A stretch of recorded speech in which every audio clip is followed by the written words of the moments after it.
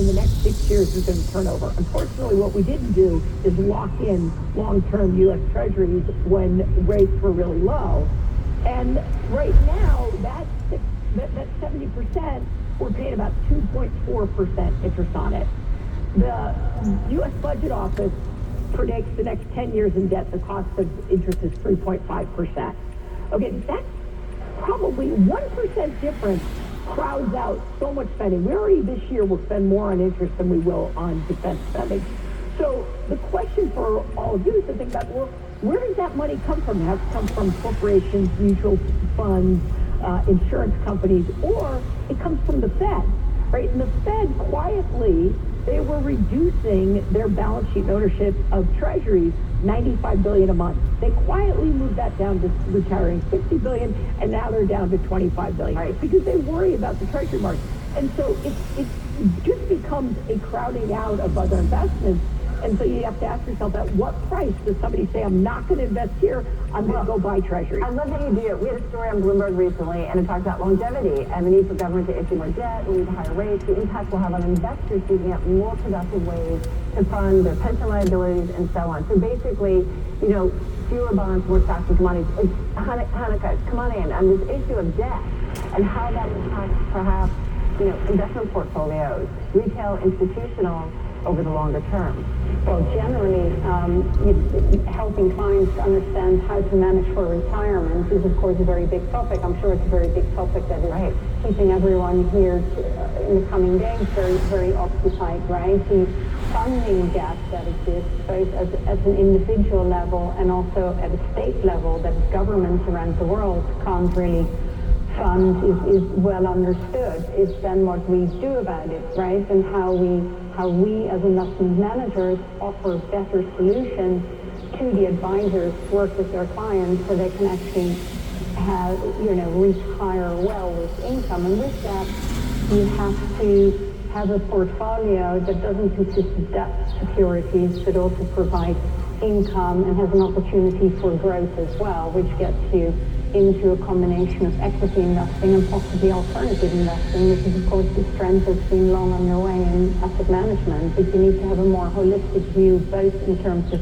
what you want to achieve as you move into retirement and how you're going to meet effectively your liabilities once you're in retirement. Well, it makes me bring up kind of the debate over active versus passive, right? It's been so easy, it feels like, for so long to just kind of buy the market, buy the index, right? But it does feel like with some of these the Ds that you laid out, the big issues, that you're going to have to be more selective in terms of reaching those retirement goals. Is that fair?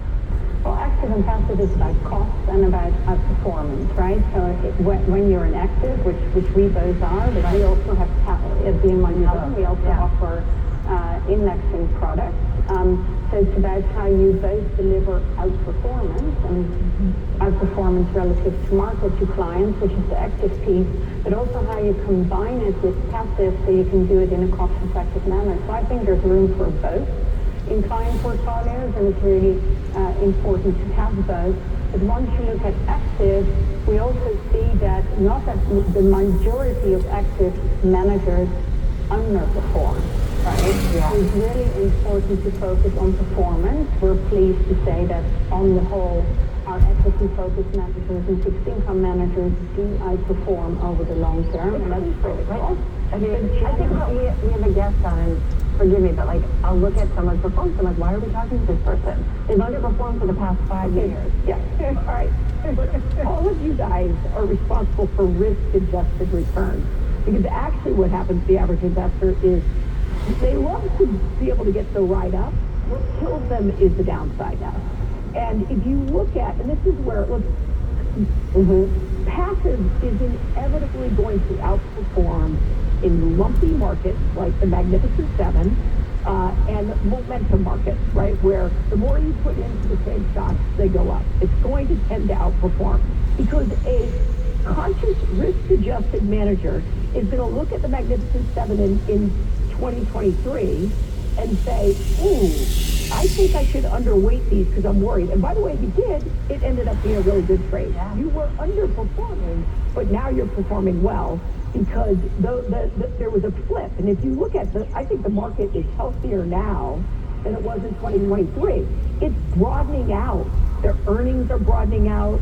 You know, in 2023, it was rarely the Magnificent Seven that was having earnings growth, and everything else was actually negative earnings. Now, you've seen that come down dramatically, and it's the rest of the rest of the 493 that have had positive earnings. And then if you look at the Russell 2000, that earnings projection is like 2%. And in 2025, it's projected to go up to 31%. Right, that's on the Russell 2000 company. I've heard more people talk about the Russell. But because you've had this underperformance in small cap, because everybody's been so focused on the big, and NVIDIA is probably the only one in that group that's actually predicting continued growth, big growth in earnings. The other one's expansion is mostly driven by market cap. So, again, the active passive, your job is risk-adjusted returns for the experience of the entire trip. And I would say it's a little bit akin to if you were buying a car. I don't know why I've got two car analogies. But, if somebody said to you, drive down this road at the cheapest per mile, it's flat, it's straight, and it's well paved, you'd go with a car without any safety features. But if your journey of life takes you over the mountain in a snowstorm, you're going to wish you had those safety features, and that's what looking at concentration risk, sector diversification, public-private, that's the lifetime experience of investing, and that's what the active advisor and the active manager has to bring to the table. I agree with you, but it's not about just one thing, right? It's the combination, how you bring those active and passive solutions together to both manage the cost, as well as all the factors that you were just setting out. It's goals, it's cost, it's a lot of things. Yeah, but it's also concentration and risk management, because clients hate nothing more than actually losing money. And they'd rather forgo some upside than losing money. You said something interesting to me in the back, and I was talking, like knowing when to sell is also an important aspect of portfolio management. Yeah. And I know like there's a market time, da-da-da. I get that, but there is a point where you say, good gains, maybe I locked it in. Yeah. Right? Yeah. And that's the part of it. It's one of the harder things to do, and I think I mentioned to you there was an interesting article in The Economist that I don't know if you saw, Jenny, that came out this weekend, which was talking about some research how hard it is for active managers to sell. So as a sort of sector, we're very good in making the case to buy. We're not always as disciplined as when it comes to making the case to sell. And I think our view is you should always look at a moment in time and determine whether continuing to own securities will still generate upside from that moment in time, rather than look at the cumulative return or bank it. Comes perhaps a little bit from my own background in private markets, where you really tend to only have very rare opportunities to sell, and generally the experience was you're better off selling early than holding on. Selling late, too late.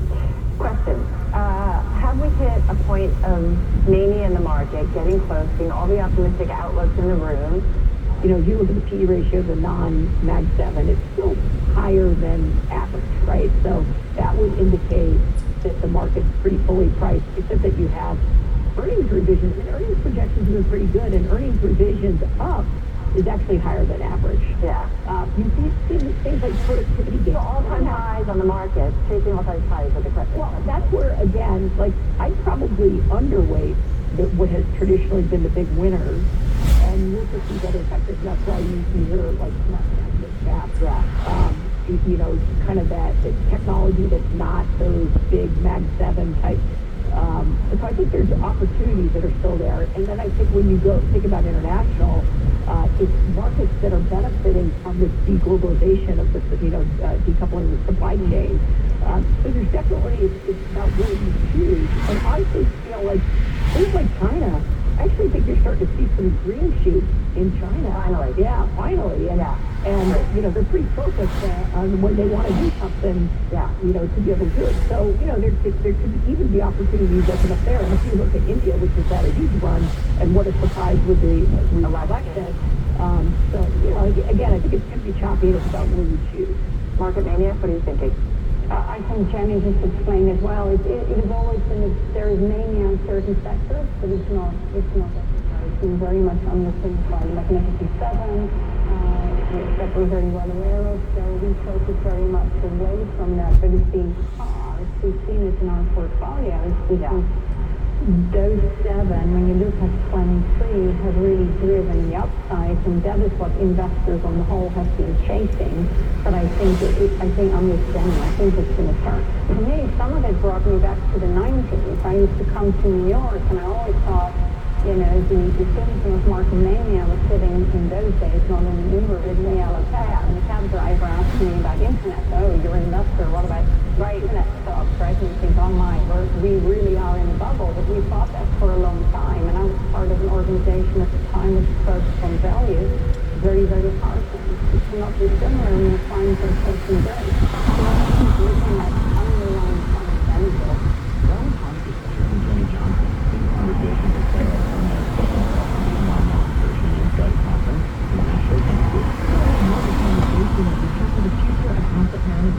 Everything from tokenization to artificial intelligence, and how investment advisors are adjusting technology disruption. More on Bloomberg Business Week. This is Bloomberg.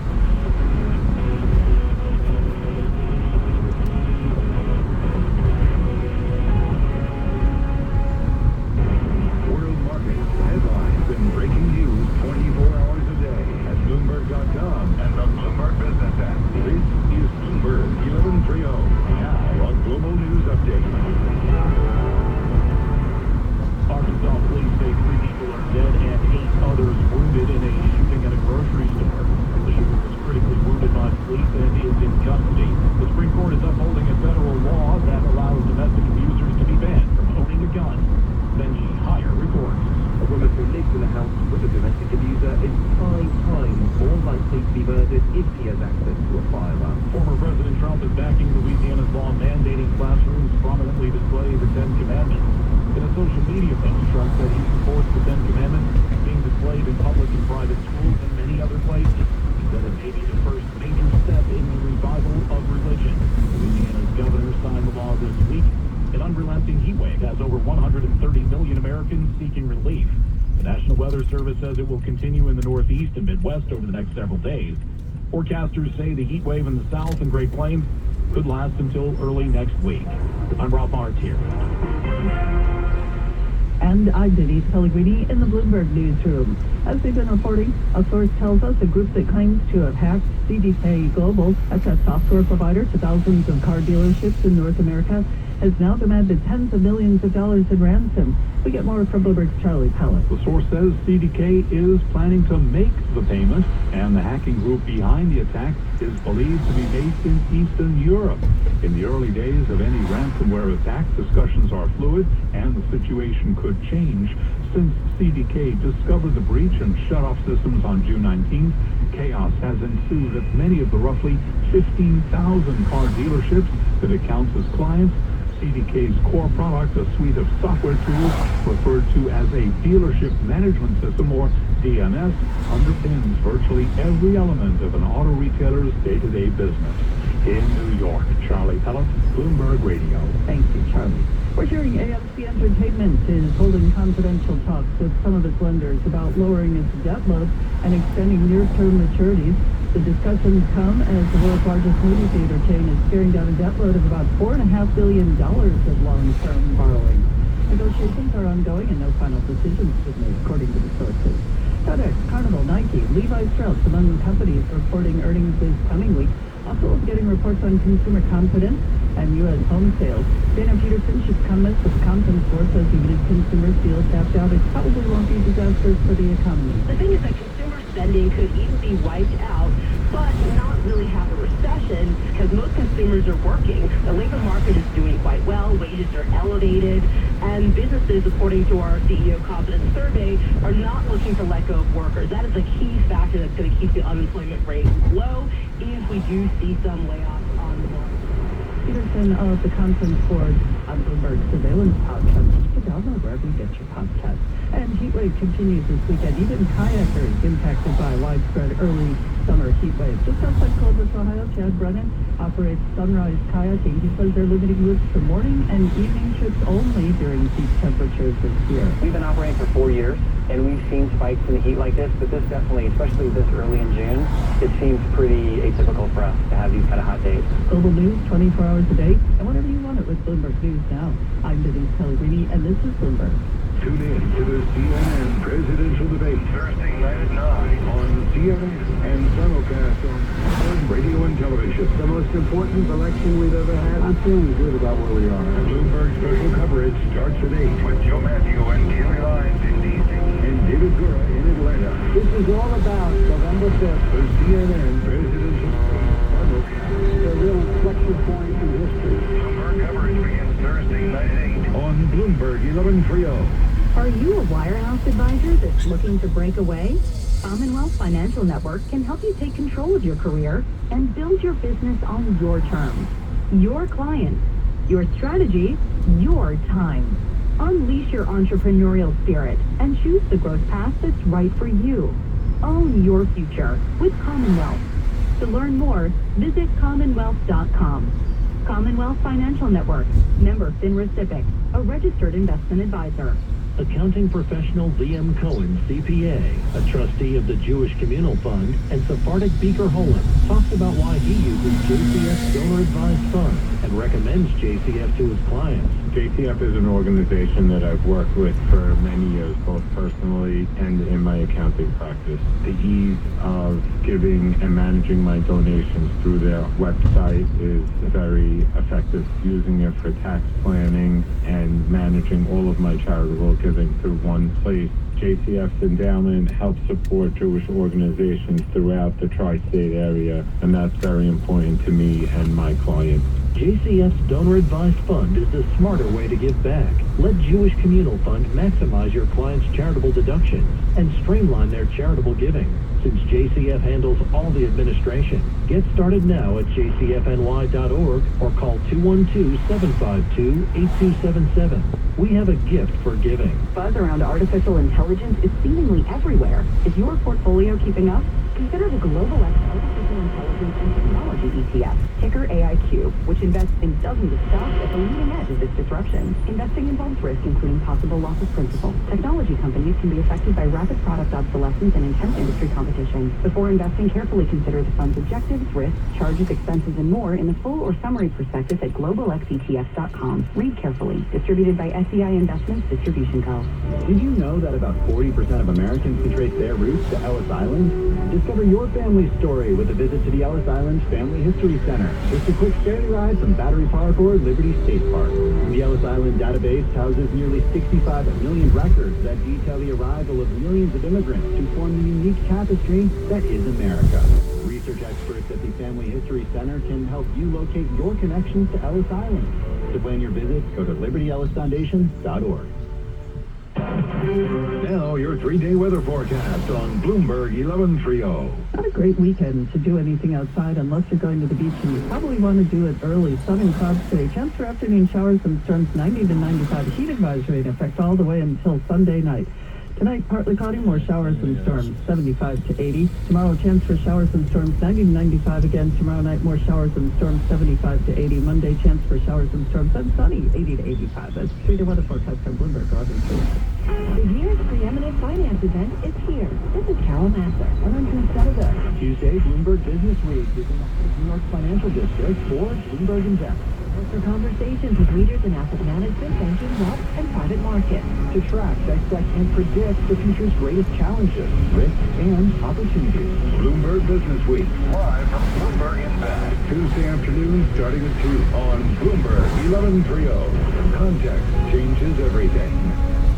This is the Bloomberg Money Minute. Artificial intelligence is getting better at predicting what stocks might do. Currently, it's very commonplace in hedge funds to use machines to read earnings transcripts and tweets and headlines. But Bloomberg reporter Justina Lee says those machines can't understand nuance and context. Recent research found ChatGPT can. That could prove useful for algorithm-driven stock trades, but for the rest of us, I would not recommend using it for advice. Sarah Hoffman, Fidelity's VP of AI and Machine Learning Research, says AI tools such as ChatGPT don't have access to current information, but they could be a financial literacy game changer. You can ask this technology, explain this to me as though I'm a fourth grader. Or if you're somebody who's very into sports, you could say, explain this to me with a sports metaphor. And that will make for a better conversation with a human financial planner. Tracy Jonke, Bloomberg Radio.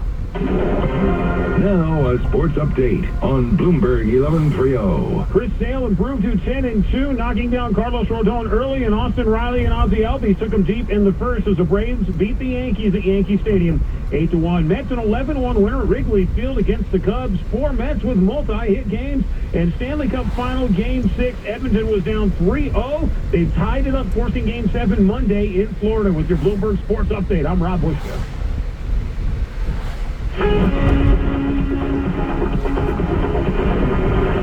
This is Bloomberg Business Week with Carol Messer and Jim Stenivek on Bloomberg Radio. Goodbye, 60-40 portfolio. Hello, seekers in rare cars. The new rich are trading long-standing investing tactics for more crypto-heavy portfolios and a passion for collectibles. Roughly 94% of Gen Z and millennial investors are interested in collecting items such as watches, rare cars, and sneakers. That's according to a new survey of wealthy Americans by Bank of America. As we wrap Carol's conversation at the BNY Mellon Pershing Insight Summit with Jenny Johnson, President and CEO at Franklin Templeton, and Hanukkah Smith, Senior Executive Vice President and Global Head of Investment Management at BNY Mellon, we hear more on how things are changing and what investors are demanding. Talk a little bit more about what investors are really interested in today. We talked about a portfolio has a lot of moving parts. Credit, growth, value, income, all the assets. Jenny, right? There's lots of pieces to this. Well, when we talk about the maybe secular trends that I think are happening that are then informing sort of what your investments. I mean, in the end, we as an industry talk about our benchmarks and this stuff. I like, do I have enough money to retire? Can I help my kids pay for their college, right? I mean, they have very specific goals, right? Yeah. But you look at the big secular trends.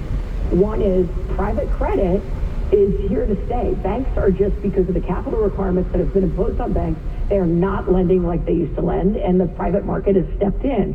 And I don't have the same worry of this concept of shadow banking that you often hear about that, because it's not like it's such a massive bigger number. It's just, it's moved from banks' balance sheets into really funds that are, you know, the investor knows they're illiquid, so you don't have to worry about a run on it. So private credit's here to stay. Private equity, I mean, the fact is companies are just not going public as quickly.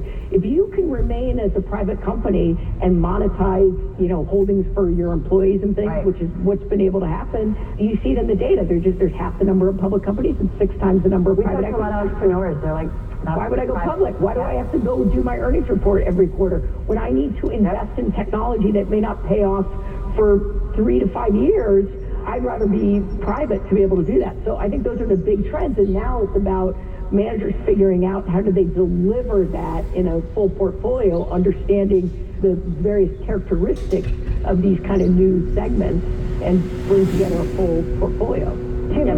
Sorry if I can jump in here, because now you're really looking at the trade-offs between risk management and liquidity, right? That is as big as I've been on both sides, public and private, and we oversee, like Jenny does, but in today's world as well, both public and private investments. And by the way, it's not just that fewer companies are going public, there's also been the delisting trend. So generally, there's fewer public securities available today, while the market caps are larger. So in a portfolio sense, you can still achieve your goals. The opportunities available to public investors are fewer. That's just a fact. So you have to increase your exposure to the real economy outside of public markets as well. It's really how you do it. And this is where the liquidity or access to liquidity comes in. It's a different liquidity It's a very versus different kind of your plain vanilla It's an investing. organized market. Yeah. It's obviously not a liquid market. So you can create liquidity, but that might not always be the right thing when there's a crisis, because you end up being a forced seller and you may not achieve the right result for your clients. So for us in our roles, it's all about making sure our end clients understand this, that we work with the advisors and all of you in the audience here to educate you so you can optimally allocate to the underlying asset classes. And the exciting part is they are available to the end clients, which wasn't really the case 10, 15 years ago as we've been sat here. Just to add to what Haka said, I think that the next phase of this private market, right now you kind of get it delivered in model portfolios with allocations and sleeves. There are vehicles, the 40 Act mutual fund, for example, allows up to 15% illiquids because the sleeves still require somebody to be a qualified investor. Our Franklin Growth Equity team has been investing in late-stage venture in their mutual funds because they basically were running the numbers. We're like, we don't get the old IPO allocations that we used to get. Yeah. And so they started to do, because they're based in Silicon Valley, started to do these investments there. I think you're going to see more of that trend, and I think you're going to start to potentially see people use the 33 Act or something where it was commodities. It's what the original grayscale Bitcoin was in, but you have more flexibility. I think you're going to start to see those types of vehicles where you're going to see a combination. So it's a one ticket, but it has a combination of illiquid and liquid. Well, that's what I want to ask you, the democratization of assets. Do you think in terms of private credit, alt assets, we need to increase the access for investors? I actually think that you potentially, I know my teams internally probably don't love this, but I think potentially you're going to start to see fixed income teams, the research for traditional fixed income and private credit to probably be combined. I don't know that it's that different at the research level. And that's the same for equities too, right? Traditional, we're all students of companies ultimately, so you can own a company through a listed security in fixed or in the equity markets or through the private route.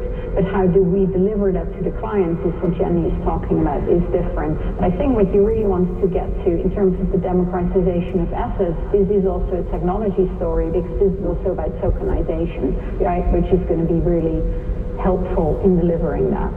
So talk to us about in terms of changes to the asset management business and what you guys are doing to help advisors play with those changes. Yeah, so a big change that we started to talk about is general technology, right? Yeah. And AI. And that's also been a trend that's been long on the way, but it's been, I think, turbocharged to some extent in the pandemic as well, because we all really had to think how we were engaging with clients and invest much more in technology and digital delivery. So how we deliver our advice is much more powered by technology. The product wrappers have changed. I know was it your grandfather who was at the start of the mutual funds industry? Unfortunately, mutual funds are no longer that's an industry trend. What shocked me, my first job in business news was a mutual fund show and teaching investors about mutual funds. I'm not that old, but I'm amazed at the rapid cycles that we are seeing. Now ETFs and SMAs and RMAs, and our colleagues in Pershing are the second largest managed account provider, and so one of the things we're doing, and even was talking about this earlier, and I think you might have heard Stephanie talk about it as well, is working with Pershing and on what we call being more for our clients by bringing together the technology that exists on the Cove platform, simplifying the life of the advisors with technology enabled, but also bringing in investment management capabilities and doing that in a very cost-effective manner. And the more that all of you end up doing for your clients with us, actually the more cost-efficient it is going to be, to the order of sort of 40% discounts. And I think that's very, very meaningful, but a lot of that is already powered by technology, and it's simplifying the advisor's lives. And what it means is that the new advisors can actually spend more time with your end clients, which we know is really important. Which begs the question that came up on the call with one of you guys. The next generation, next-gen advisor, is it even human? Money is emotional to people, and you probably have a lot of clients that are actually capable of managing their own money. But the more money you get, the more you realize it's not a part-time job, number one. And number two, the individual in the end wants assurances, and there's an emotional component of it. So in 1997, the cover of Business Week said the internet was going to be the death of the broker, and everybody's been calling the death of the broker. That's before it was Bloomberg Business Week. Anyway, go ahead. I don't see it. I don't think, and I always say quant investing works until it doesn't. Historical data of the last 10 years works until the Fed changes their mind and does something different, and then it affects it. And so it's that hybrid. It becomes a tool, and in the end, I think the client wants to be serviced. What the advisor is doing today is a lot more than they had to do in the past. They used to be just investment advisors. Now you're all really life planners. Yeah, I live in Oyster Bay. I want to get one of those passes. Is this where I get it? I just need your license and financial plan. So all those things still require that kind of human touch. Is that the smart conversation around AI? I mean, AI threatens every conversation. Not new. Generative AI, LLMs, machine learning, it does take things to a different level. I mean, what is the smart Yeah, I'm over, thought that yeah. folks in the It is about how you use it. It is very, very smart. We are using it and testing it in BNY Mellon as well. I have my co-pilot, but I also see with that I need to train my co-pilot for it to actually improve. It's still about pattern recognition. You actually spend time with your head of AI, right, to really understand it. Yeah, no, I ran the technology group for all, so I have a decent background in technology. So I wanted to learn more about AI. And after I spent about an hour every 2 weeks going through it, and I finally got to the point I was like, okay, I got the machine learning, it's kind of regression analysis. I can understand a little bit on large language models. Is this like a card? Then we finally got into... Oh, it's a sticker? I think that I am not smart enough to go to the next level. But what I will say is, if you look in history on technological advances, the first thing that is done is that you optimize what you do today. That's the stage we're in. We're all figuring out, this bot can do this. It's that next, and by the way, most of the investment returns in AI have been around the levels through the video. Cool, thank you. Microsoft, the Amazon, those who are surrounding to be supportive of the tool. What's going to happen is the companies in various sectors really figure out how to leverage AI as a competitive advantage in their business. They are going to be the winners, and others are going to fall off because they're not going to keep up. But the problem is we're like at that stage where you got your iPhone and you said, oh, it's pretty cool. I've got, a flashlight and a phone and music and a camera. But what we didn't all appreciate is that Apple was unlocking the creativity of people, right? But it took time for people to understand how to use it, because you didn't even know all the apps that you needed, that you need today, that you actually needed when it first came out. That's where we are with AI. We don't yet know. When you start to combine models, because a large language model takes a whole different programming team than an AI that's looking at images or an AI that's real quantitative. The ChatGPT is great at language, it's terrible at math, right? That's a tough technology problem to solve. Our thanks to Jenny Johnson, President and CEO at Franklin Templeton, and Hanukkah Smits, Senior Executive VP and Global Head of Investment Management at BNY Mellon. That from Carol's panel at the BNY Mellon Pershing Insight earlier this month in Nashville. Catch the full chat at bnymellon.com. And that wraps up our first hour of the weekend edition of Bloomberg Business Week from Bloomberg Radio. Ahead in our next hour, U.S. business schools may not be minting enough MBAs.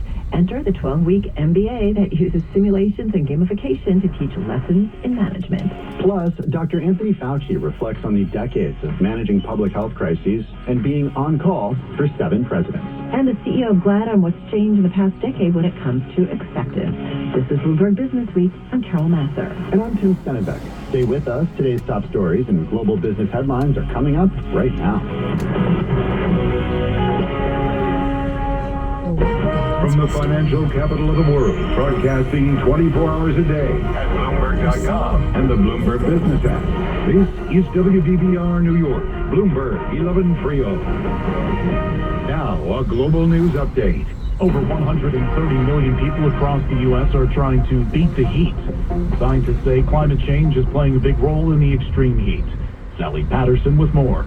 Burning fossil fuels and emitting greenhouse gases into the atmosphere could mean millions more people will be exposed to dangerous levels of heat in the future. Scientists working with world weather attribution say extreme weather events are becoming more frequent and intense. The National Weather Service says the oppressive heat will continue in the Northeast and Midwest over the next several days.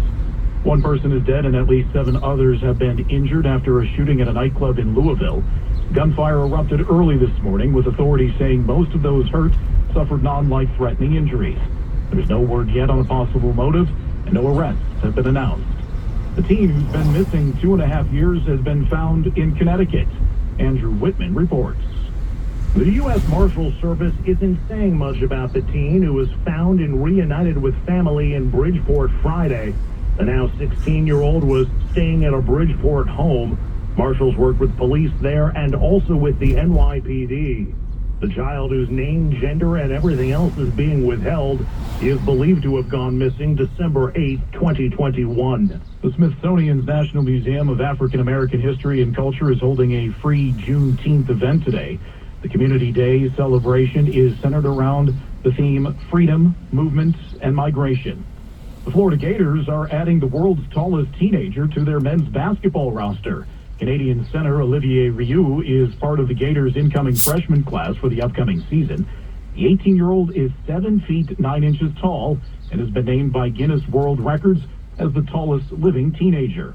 That could make him the tallest college basketball player ever, an honor which is currently held by 7 feet 8 Paul Sturgis, who played at Florida Tech. I'm Rob Martier. Donald Trump is outraising President Biden following his felony conviction last month. Federal Election Commission reports show the Trump campaign and the Republican National Committee had a combined $171 million on hand, compared to the Biden campaign's $157 million. That's thanks to an enormous surge in donations over the past 2 months following Trump's New York City hush money trial. The Trump campaign said it brought in more than $53 million in online donations in the 24 hours after the former president was found guilty on 34 felony counts of falsifying business records. U.S. home prices are the most expensive ever. Lisa Taylor has more. That's according to the National Association of Realtors, which reported the median price for previously owned home in the U.S. went up for the 11th consecutive month in May. It's now at nearly $420,000, up nearly 6% from a year ago. Aja Wilson and Caitlin Clark lead in the first voting returns for the WNBA All-Star Game. Brian Shook has more. Las Vegas Aces star Wilson leads all players with more than 217,000 votes, while Indiana Fever rookie sensation Clark sits at number 2 with over 216,000 votes. The game on July 20th in Phoenix will see Team USA take on Team WNBA. A recent smart asset study reveals what a family of 4 needs to earn to cover necessities in each U.S. state. A family of 4 needs to earn at least $106,000 a year to cover their necessities in most U.S. states, according to smart asset data. Findings are based on estimated costs for things like housing, taxes, and child care. The most expensive state is Massachusetts, where you'll need $150,000 a year for a family of 4, while $88,000 is what you'll need in Mississippi, which is the least expensive state. Meanwhile, the basic expenses in all states exceed what most U.S. households typically earn, estimated to be roughly $78,000 a year. I'm Rob Martier. And I'm Denise Pellegrini in the Bloomberg newsroom. Blackstone reportedly in advanced talks for a minority stake in Theaterland giant Ambassador Theater Group from TEG. Sky News reporting the private equity giant eyeing a 10 to 15% minority shareholding in ATG, home to Hamilton and Harry Potter and the Cursed Child. ATG has been minority owned by Providence Equity Partners since 2013 and operates just about 60 theaters. In the U.S., AMC has begun talks to cut debts and extend maturities. We get more next from Bloomberg's Charlie Pellet. The discussions come as AMC, the world's largest movie theater chain, is staring down a debt load of about $4.5 billion of long-term borrowings. According to regulatory filings, as of March 31st, it had more than $2.8 billion of maturities due in 2026. Last month, AMC capitalized on its brief meme stock frenzy to reduce its debt, a playbook it has used before to help shore up liquidity. In New York, Charlie Pellet, Bloomberg Radio. Auto sales slowing at some dealerships as that cyber attack on software thousands of dealerships used stretches into the weekend. As we've been reporting, Sources say hackers believed to be based in Eastern Europe are demanding tens of millions of dollars in ransom after attacking dealership software maker CDK. And we're hearing CDK may be planning on making that payment. The disruption hitting the end-of-quarter sales push for automakers, according to Diana Lee, CEO of marketing technology and data intelligence company Constellation. She says what dealers really need right now is just to be able to use printing services to keep things moving. I know that sounds so crazy, but at this point, nobody can actually just have a DMS pop up overnight. So there's only two other DMS providers that are really known in the automotive industry, and it's Techion and Reynolds. So there is no way that either one of those companies could start uploading any type of DMS system for any dealers that are down. But printing services is what basically anybody can do right now, right? Which is loading up the printing services to allow dealers to be able to hand print contracts as well as all the ROs, repair orders that need to happen right now. And Lee with us there on Bloomberg Technology. Some dealers who do not use CDK's software system or have a second system in use are faring better. Global news 24 hours a day and whenever you want it with Bloomberg News Now. I'm Denise Pellegrini and this is Bloomberg. Now, a sports update on Bloomberg 1130. Mixed results on the diamond. Braves clobbered the Yankees 8-1 in the Bronx. Ozzie Albies and Austin Riley took Carlos Rodon deep in the first. Never looked back. Mets had better luck at Wrigley Field, pounding the Cubs 11-1. 4 Mets with multi-hit games. J.D. Martinez, he had a homer. And Stanley Cup final, Edmonton once down 3-0, beat Florida 5-1, forcing Game 7 Monday in Sunrise. With your Bloomberg Sports Update, I'm Rob Bushko. This is Bloomberg Business Week. Insight from the reporters and editors who bring you America's most trusted business magazine, plus global business, finance, and tech news as it happens. Bloomberg Business Week with Carol Messer and Tim Stenevec on Bloomberg Radio. Plenty ahead in our second hour of the weekend edition of Bloomberg Business Week, including acceptance of the LGBTQ+ community with the president and CEO of GLAD, and how this year's Pride Month festivities come at a complicated time. Plus, the doctor who's been on call through some of the U.S.'s toughest health crises and on call for 7 presidents. Dr. Anthony Fauci will be with us. First up this hour, we like to talk about alternatives here at Bloomberg. And as Bloomberg Business Week contributor Rob Mandelbaum recently wrote in a story for Bloomberg Business Week, the development of alternative and online MBA programs is in vogue today as traditional business schools simultaneously grow more expensive and less popular. One company offering such a program is the corporate training firm Ability, which has a comprehensive business skills course that's stylized as a 12-week MBA. The program is built around simulations of real-life business and management decision-making. For more on this alternative MBA, we're joined by Bloomberg News senior editor Dimitra Kassanidis and the CEO of Ability, Bjorn Billhart. The truth is there are in the U.S. right now 150,000 new MBAs every year and over 1 million new management positions. So close to 90% of new managers never set foot in a MBA in the hallowed halls of Harvard or other MBA schools. And so there's this huge gap of people that have an undergraduate degree in history and biology but are moving into corporate jobs and need to understand what an income statement, what a balance sheet looks like as they become a leader of people. They need to understand how to manage others. They need to understand how to collaborate in cross-functional projects. And so there's this need where 90% of the people moving into these leadership roles don't have the time, don't have the energy to get a 2-year MBA. Perhaps. Or the money, exactly. Dimitra, I want to bring you into it. When this came across your desk, when you're talking to Rob, what is it that you wanted to know about in kind of what is going on? And what do you want to ask our guest? Yeah, I mean, the first question was, what are you intending to do? Because you're calling it the 12-week MBA. But beyond that, it was really to get a better sense of what can you reasonably teach in that period of time, and how can you do it? They're doing it, largely online. What are we going to see in the way of these programs? Because I think it's not just the number of positions that Bjorn mentions, there's the interest and the desire to move into those positions because of the potential that they offer for earnings and more, and yet business schools are incredibly expensive. Right. So, what can you actually train for in the way that you're training? And is that really going to make a difference when they land in that job? Is it actually going to serve them? Great question. And the truth is, in 12 weeks, it's also not just 12 weeks, it's part-time and it's virtual. So it is a very short certificate program. It's not a full MBA, of course. It is not meant to be.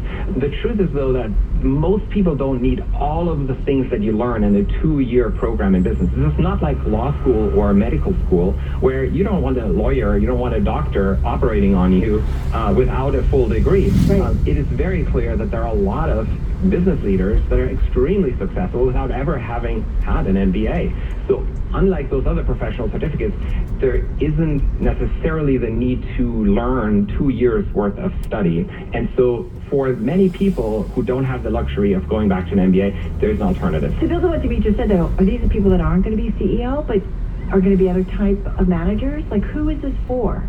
It's for anyone that is moving into leadership roles in companies, or is planning to move into leadership roles over the next, 5-10 years. So is it like an executive, program? It's like that, but it's not for executives, right? So the executive MBAs are very expensive. They're $20,000, $30,000 sometimes. This program is $2,000. So it's the price of a conference that someone can go to. So it's meant for people that are not at the executive level yet, but that are thinking about maybe becoming a team manager, or are starting to manage others, starting to get into leadership roles where understanding an income statement, balance sheet is becoming more important. Right. I do want to know about the content of the courses, because one thing that I found so interesting about Ralph's piece, Bjorn, is the gamification here and the idea that you're sort of competing with other folks, and AI is kind of the backdrop here.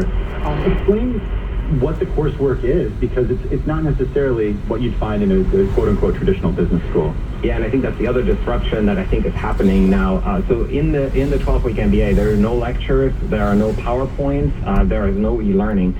In those 12 weeks, you're actually in a simulated environment where you become CEO of a company. You have to compete with others in virtual teams, and it's super fun, super engaging, and allows you to see business from different vantage points. Vantage point CEO, vantage point of VP of sales, operations, and learn by doing, learn by making mistakes, and then having a facilitator who comes in and points out what mistakes were made as the teams competed with each other. A facilitator being another person, or is this like another part of AI? No, there's actually real, these are not AI facilitators, it's actually real facilitators. We actually have a lot of business school professors as well as retired executives that teach in the curriculum. But everything is all entirely online and remote. I mean, are they missing something by not having that sort of in-person human element? I mean, even schools today that have had very successful online programs, they're trying to find a way to incorporate something where the people are coming together. It's a fantastic question. And we actually started the 12-week MBA as an in-person program. And then when the pandemic hit, we didn't have a choice of moving online. But what was really interesting and fascinating this fall, we're actually moving part of it back into the classroom. So we're going to have a capstone experience that people can fly into. We're based in Austin, Texas, so it's going to be in Austin. At least the first one, but we're going to actually slightly modify the curriculum from an all-online curriculum to have at least one weekend where people get together and have that in-person experience. And that was based on, was it feedback? I mean, again, a feeling that there's something that they're missing out on when they're not in person. Yeah. And there's an aspect of this education that really does you need to connect with people. Yeah, I think so much of education is social. It's a difference between knowledge transfer and education is actually that social environment. And there's some of it that you can recreate online, and I think we've done a pretty good job creating some of these virtual simulations and competitions, but there's something that is so important about this human element when you're in person, when you're at the bar after the competition, and you can debrief with your peer, and so we want to bring that back. Our thanks to Bjorn Billhart, CEO of Ability, and Demetra Castanidis, Bloomberg News Senior Editor. From an alternative MBA program to Alt Finance, a nonprofit which is also helping to train the next generation of professional financial investors by working with students at historically black colleges and universities, also known as HBCUs. Marcus Shaw is president and CEO at Alt Finance, which has a 10-year, $90 million commitment to reduce the underrepresentation of people of color in the world of private equity. So Alt Finance is a nonprofit that was seeded by Ares, Oaktree, and Apollo, really to address what we believe are unfortunate underrepresentation in the alternative investment industry. That's private equity, private credit, real estate, infrastructure, all of your non-traditional investment asset classes. And so those three companies decided that in the wake of George Floyd and a lot of the racial conversations that were happening back in 2021, that they wanted to actually commit to solving the problem by developing a broader pool of talent from historically black colleges and universities. So I'm so glad you brought up the history here, because we spent a lot of time on our program and here at Bloomberg News as well, going through the promises that companies made in the wake of the 2020 protests after the murder of George Floyd, and also the pushback, especially in recent months, to these DEI efforts as well, which have been well documented according to changes in company filings as well. I'm wondering if you're still seeing the same support from these companies that you were seeing 4 years ago. So absolutely. We're continuing to see that support, not only in terms of dollars, but in support in terms of commitment from the professionals that work there. And from my perspective, this is really about talent. No matter what business you're in, whether you're in the news business, you're in tennis, you're an athlete, no matter what you are, what you want to see is the best talent. And so if we can do that in sports, which is the ultimate meritocracy, why shouldn't we do it in other arenas? And do they stay in the industry? So, we have early signals. We graduated our first class last year. We had 14 seniors that graduated. All of those seniors are still working in and around the industry. They're finding early success at their firms. I think one thing that we all know is the first year of being an analyst in financial services is very, very tough. I think it's equivalent to being a resident in medical school, or maybe, your first week at boot camp in the armed forces. It's tough, no matter what your background is. So I think what we're seeing is success because students feel more comfortable. They've built relationships. They have understanding of what the workplace looks like. And so we've been able to galvanize some of the risks that students normally would experience by building this incredible network around them. Okay, speaking of background, a little more about you. You spent 20 years in nonprofit in finance. You were at Height Analytics, Piedmont Investor Advisors, Bank of America Securities. I want to know why alternatives. Of all parts of the finance ecosystem, all parts of Wall Street, why is private equity and alternative investments the place you wanted to focus on for alt finance? It's a great question, and I think as with other things, the evolution of an industry breeds interest and breeds innovation. Going out of business school, sales and trading, cash sales and trading in equities was incredibly important. I mean, you saw people coming out of business school that wanted to be a trader on a cash equities desk. You saw people that were in traditional fixed income roles. You fast forward 20 or 25 years to where we are now, the most interesting, the most erudite people on earth are working in alternatives. From the beginning of this organization to where we are now, we have students that are going into private equity, direct lending, private market deals in the credit space that didn't know about it when they started college. What we're seeing now, and some of this is just the supply and demand dynamic, some of this is the growth of the industry, that many alternative investment firms are starting their own analyst program because they need talent earlier. Again, this is not strictly about diversity. This is about talent. Marcus, I want to talk about your background and then how it plays into what you're doing at Alt Finance. You have a dual degree from Georgia Tech, but also an HBCU, Morehouse. Yes. Talk a little bit about HBCUs and why you're focused on HBCUs as the pipeline for Alt Finance.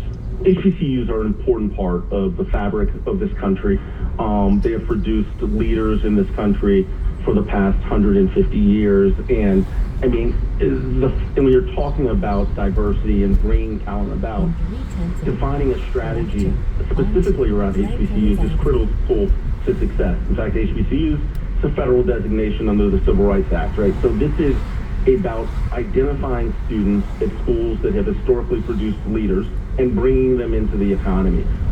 One of the things that I experienced in Morehouse and my time there, it was something that I look upon as the finest years of my life, is that really you go to that school to be bred as a leader. That's the focus. If you want to be a great warfighter, you go to the Service Academy. You want to be a great physician, you go to Johns Hopkins. You want to be a great tech leader, you go to Stanford or wherever. But if you really want to learn how to lead, Morehouse was a great school for me. And so I look at that school and my time there as really development in leadership, and not just leadership of people that look like me, but leadership of all people, because it creates an opportunity for you. Our thanks to Marcus Shaw, President and CEO at Alt Finance. You're listening to Bloomberg Business Week. From the AIDS crisis and the COVID pandemic to the next big health crisis, the country's former top infectious disease doctor on being on call through it all. Dr. Anthony Fauci is next. This is Bloomberg. Everything you know about Bloomberg Bloomberg Radio is now inside your car. The new Bloomberg Business app, featuring Apple CarPlay and Android Auto. All your favorite Bloomberg Radio shows right on your dashboard. Download it free in the Apple App Store or on Google Play. I can't believe tax season is here already. But look at all this info I have to enter. Bill's small accounting firm is growing in numbers. Why didn't I take that typing class in high school? A data entry specialist could really help him in a crunch. I got blisters on my fingers. Indeed can help him hire great people fast. I need Indeed. Indeed you do. You can schedule and conduct virtual interviews all from your employer dashboard. Visit Indeed.com/credit and get $75 towards your first sponsored job. Terms and conditions apply. For the ones who know safety isn't a catchphrase, it's a culture. And the ones who help make sure everyone makes it home safe. For the safety-minded who watch everyone's backs, Grainger offers supplies and solutions for every industry, as well as safety assessments and training to keep your facility safe and your people safer. Call, click Grainger.com, or just stop by. Grainger, for the ones who get it done. Access a vast selection of global fixed income securities at Interactive Brokers Bond Marketplace. Search their deep availability of over 1 million bonds globally. IBKR has no markups or built-in spreads and low, fully transparent commissions on bonds. IBKR displays the highest bids and lowest offers received from the electronic venues they access. In addition, clients can interact with each other by placing bids and offers online to execute their trades. Learn more at ibkr.com/bonds. Now, your 3-day weather forecast on Bloomberg 1130. Well, if you were thinking about doing any major gardening, give it up. Heat advisory in effect until 8 p.m. Sunday. Today, mix of sun and clouds. Chance for showers or thunderstorms, 90 to 95. Tonight, more showers and thunderstorms possible, 75 to 80. Tomorrow, more precipitation possible. Tomorrow night, more showers or thunderstorms possible, low 75 to 80. Monday, chance for showers and storms, becoming sunny, 80 to 85. That's your 3-day weather forecast on Bloomberg 1130. Powered by more than 2,700 journalists and analysts in more than 120 countries. This is New York's only 24-hour source for breaking business news and market-moving headlines. Bloomberg 1130. Now, a global news update. Over 130 million people across the U.S. are trying to beat the heat. Scientists say climate change is playing a big role in the extreme heat. Sally Patterson with more. Burning fossil fuels and emitting greenhouse gases into the atmosphere could mean millions more people will be exposed to dangerous levels of heat in the future. Scientists working with World Weather Attribution say extreme weather events are becoming more frequent and intense. The National Weather Service says the oppressive heat will continue in the Northeast and Midwest over the next several days. One person is dead and at least 7 others have been injured after a shooting at a nightclub in Louisville. Gunfire erupted early this morning, with authorities saying most of those hurt suffered non-life-threatening injuries. There's no word yet on a possible motive, and no arrests have been announced. A teen who's been missing 2.5 years has been found in Connecticut. Andrew Whitman reports. The U.S. Marshals Service isn't saying much about the teen who was found and reunited with family in Bridgeport Friday. The now 16-year-old was staying at a Bridgeport home. Marshals worked with police there and also with the NYPD. The child, whose name, gender, and everything else is being withheld, is believed to have gone missing December 8, 2021. The Smithsonian's National Museum of African American History and Culture is holding a free Juneteenth event today. The Community Day celebration is centered around the theme Freedom, Movement, and Migration. The Florida Gators are adding the world's tallest teenager to their men's basketball roster. Canadian center Olivier Rioux is part of the Gators' incoming freshman class for the upcoming season. The 18-year-old is 7 feet 9 inches tall and has been named by Guinness World Records as the tallest living teenager. That could make him the tallest college basketball player ever, an honor which is currently held by 7 feet 8 Paul Sturgis, who played at Florida Tech. I'm Rob Martier.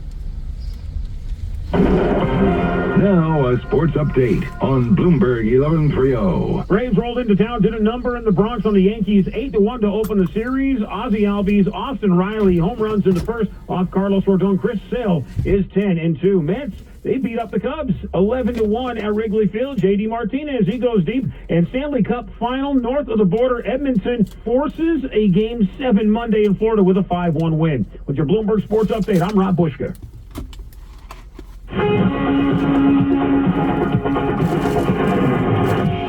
This is Bloomberg Business Week with Carol Matter and Jim Stenivek on Bloomberg Radio. Dr. Anthony Fauci became a household name